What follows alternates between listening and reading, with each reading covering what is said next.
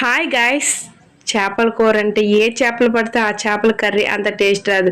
కానీ సముద్రపు చేపలు కర్రీ వండితే ఎంతో టేస్టీగా ఉంటుంది. పిల్లలకు కూడా ఎంతో హెల్తీగా కూడా ఉంటుంది. దీనికి కావాల్సిన ఇంగ్రీడియంట్స్ జీలకర్ర, గసగసాలు, కొబ్బరి, జీడిపప్పు, చెక్క, లవంగ ఇలా మిక్సీ పట్టుకుని అందులోనే అల్లం వెల్లుల్లి వేసుకుని మిక్సీ పట్టేసుకోవాలి. వేయించుకుని ఉల్లిపాయలు వేసుకుంటే మరింత రుచిగా వస్తుంది చేపల కర్రీ.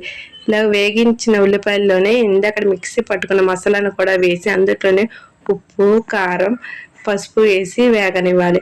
బాగా వేగిన తర్వాత ఇందాక మిక్సీ పట్టుకున్న వాటర్ కూడా వేయించుకొని పచ్చి వాసన పోయేంత వరకు వేయించుకోవాలి. ఇలాగ నూనె పైకి రావాలి.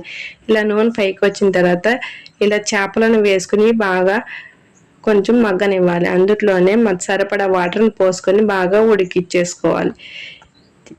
ఇందులో కొత్తిమీర వేసుకుంటే అంత రుచి రాదు. ఎంతో టేస్టీకరమైన చేపల curry ready. Bye guys, like, share, subscribe.